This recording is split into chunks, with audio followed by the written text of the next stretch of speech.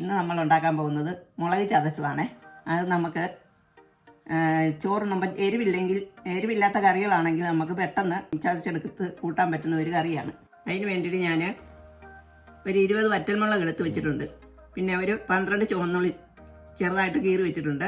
ഇത്രയും വാളംപുളി ഒരു 3-4 ചുള, പിന്നെ ഒരു തണ്ട് കറിവേപ്പില, ഒരു ചുള വെളുത്തുള്ളി, 2 ചെറിയ കഷ്ണം ഇഞ്ചി, ഇത്രയും എടുത്ത് വെച്ചിട്ടുണ്ട്.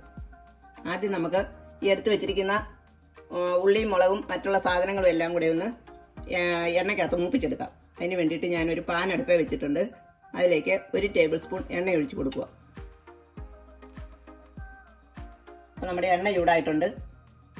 അതിലേക്ക് നമുക്ക് ഉള്ളി ഇട്ട് കൊടുക്കാം.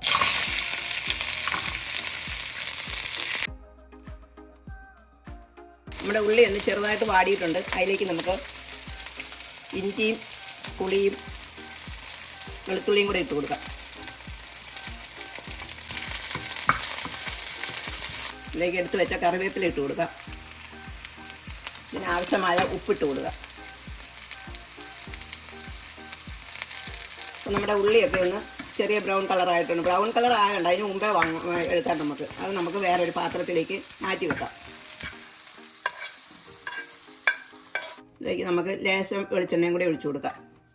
നമ്മുടെ വറ്റൽമുളക് വറുത്തെടുക്കാം.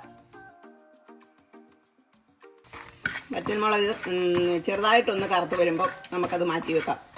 ഒത്തിരി അങ്ങ് കറുത്ത് പോകരുത്. കറുത്ത് പോകുമ്പോൾ അതിൻ്റെ ടേസ്റ്റ് അങ്ങ് പോകും. നമുക്കിത് മാറ്റാം. വറുത്ത് വെച്ചിരിക്കുന്ന മുളകും ഉള്ളിയും ഇതെല്ലാം കൂടെ നമുക്ക് ഒരു ജാറിലേക്ക് ഇട്ട് കൊടുക്കാം. ഇതിലേക്ക് നമ്മൾ മുളകൊക്കെ വറുക്കാനെടുത്ത എണ്ണ ബാക്കിയുണ്ടെങ്കിൽ അതും കൂടെ ഇതിലേക്ക് ഒഴിച്ചു കൊടുക്കാം. ഇനി നമുക്കിത് മുളകെല്ലാം കൂടെ ഒന്ന് അരച്ചെടുക്കാം. നമ്മുടെ മുളക് നമ്മൾ ചതച്ചിട്ടുണ്ട്. ഈ പരുവത്തിന് ചതച്ചെടുത്താൽ മതിയേ. ഒരുപാട് അങ്ങ് അരച്ച് എടുക്കണ്ട. ഈ പരുവത്തിന് ചതച്ചെടുത്താൽ മതി. ഇത് നമുക്ക് വേറൊരു പാത്രത്തിലേക്ക് മാറ്റി വെക്കാം. ഈ സമയം നമുക്ക് ഉപ്പും പുളിയൊക്കെ ഒന്ന് നോക്കിയിട്ട് വേണ്ടിയത് ചേർക്കാം. ഇതിലേക്ക് നമുക്ക് 1 ടേബിൾ സ്പൂൺ എണ്ണയും കൂടി ഒഴിച്ചു കൊടുക്കാം. ഇനി നമുക്ക് ഇതെല്ലാം കൂടെ നന്നായിട്ടൊന്ന് യോജിപ്പിക്കാം. ഇപ്പം നമ്മുടെ മുളകിടിച്ചതെല്ലാം റെഡി ആയിട്ടുണ്ടേ. ഇത് എല്ലാവരും ചെയ്ത് നോക്കിയിട്ട് ഇഷ്ടപ്പെട്ടെങ്കിൽ ഞങ്ങൾക്കൊന്ന് ലൈക്കും ചെയ്യണം, ഒന്ന് സപ്പോർട്ടും ചെയ്യണം.